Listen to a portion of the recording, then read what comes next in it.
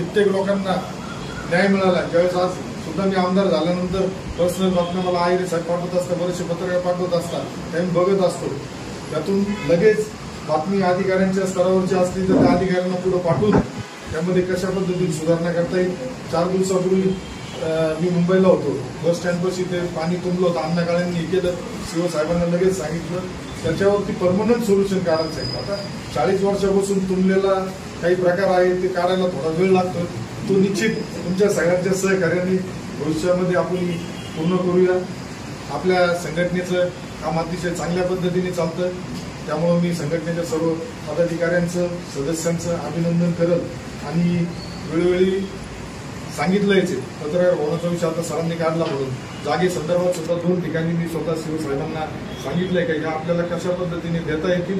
बघा, जास्त जागेची गरज नाही, जी काही जागा भेटेल पहिला 2रा मजला करू आपण, परंतु आज एक बसण्याचं ठिकाण होणं गरजेचं आहे। आज सुद्धा हा कार्यक्रम मला बी आवडला असतं जर यापूर्वी तुमच्या पत्रकारांचं एखादं भवन असतं, तो हरकत नाही। ज्यावेळेस मी तुम्हाला अडचण नाही पत्रकारांना सरकारी गेस्ट हाऊसची, पण जर कधी चुकून आली तर तिथं मी तुमच्या बरोबर राहील।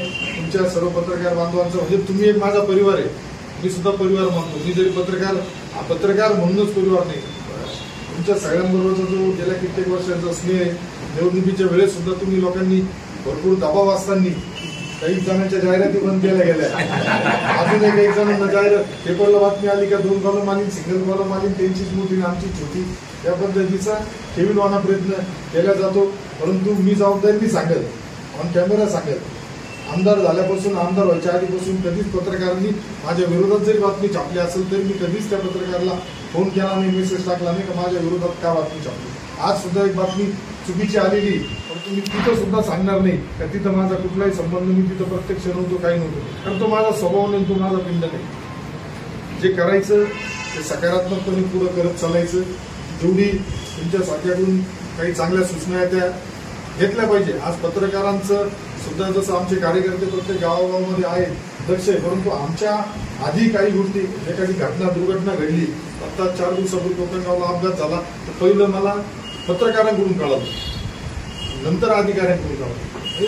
एवढं तुमचं काम फास्ट आहे, नेटवर्क फास्ट आहे, त्यामुळे निश्चित तुम्ही परिवार म्हणून ज्या पद्धतीने काम करता ते तुमच्या परिवाराचा घटक म्हणून मला सुद्धा तुमच्या सगळ्यांची सेवा करण्याची संधी यापुढे मिळत राहू।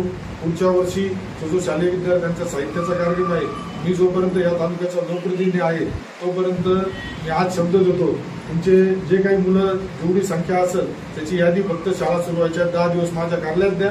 प्रत्येक विद्यार्थ्याचे शैक्षणिक जे साहित्य त्यांना गरजेचं आहे ते देण्याची जबाबदारी माझी आहे।